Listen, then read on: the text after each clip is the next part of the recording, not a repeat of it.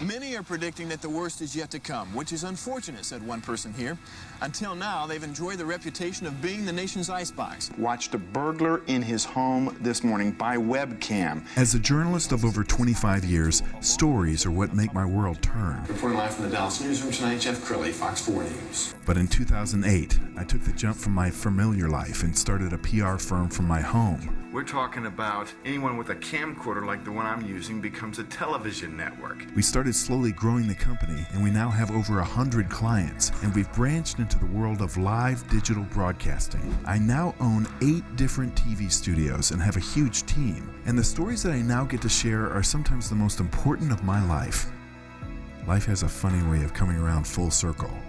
This is the Jeff Crilley Show. Okay, I don't want to watch that.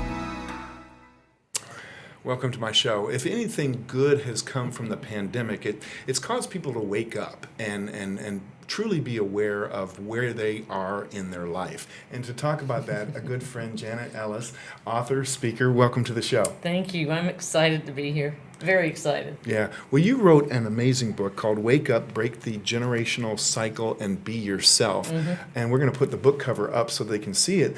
But let's tell us the story behind the book, because you lived it. Yeah. I pretty much in the book itself, it's a history of my experience. And I've come a long way in regards to the dynamics I grew up in. And then also the awareness that I could share that so that other people can wake up and realize that no matter where they are in life or what they're doing, they can make changes and wake up to their reality. There's only 1% of people that are awake today. Yes. Well, tell us, we can't go through your whole life, but give us kind of an overview. Well, in the early stages, probably about 6 to 10 years old, the dysfunction really started showing up. Mom and Dad both were drinkers, and they adored me. They absolutely loved me, and I know that. But they had issues of their own, and because of that, they weren't able to be there completely for us, and it really affected me as a child. And so in that learning process from my parents, who learned from their parents, who learn from their parents, that we do things generationally that aren't always as healthy as we think it is. And so in that venue, I finally, in my early 30s, woke up to the fact that I didn't want to live the way I was living anymore, and I really had to change things in me and in my life in order to do that. Such a powerful message. How long has the book been on your heart? My whole life. Yeah.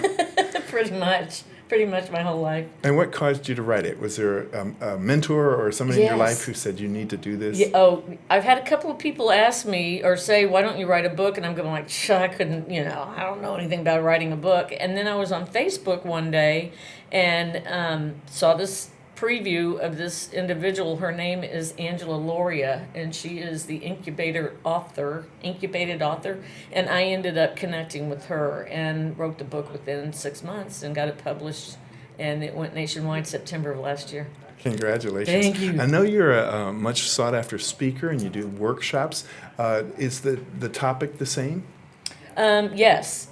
The basis is the input or the stuff in it changes depending on where I am, tweaking and such. But yes, the topic is pretty much the same. What audience do you love to speak to? I mean, are they adults? Are they teens? I work a lot with adults. Mm-hmm. However, what I have found recently is I love teenagers. Mm-hmm. Absolutely love teenagers, and actually, I have just been able to, in the past, this is my 6th year at a high school in Fort Worth that I'm mentoring 10th graders with the program that I created.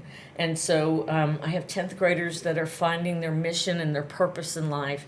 And these are lower income kids where not only have their parents not graduated from high school, these kids are graduating from high school and going to college. Mm-hmm. And I'm there to mentor and support them in that process. So help me solve a riddle, because so many teens say, man, when I'm a parent, I'll never be like that. Mm-hmm. and then they end up becoming like that. Why does the cycle continue? Well, generally, I mean, we either do what we're taught, or we realize that we don't want to do what we were taught. And it's not to say the parents are doing things inappropriately, it's just an awareness. So depending on where you are in your process or in your growth or your path or whatever it is that you call it, it seems that most statistically or in general, most individuals follow what they know, their comfort zone. Those habitual behaviors we were taught as children, and we're being given information and inundated with other people's perceptions the day we were born. And so a lot of what I did in the first stages of my life were what I was told and taught, and then when I got to a certain age, it was like, some of these things aren't working for me anymore, and I really would like to do it differently. You know, I mentioned at the top of the show that the pandemic just changed everything.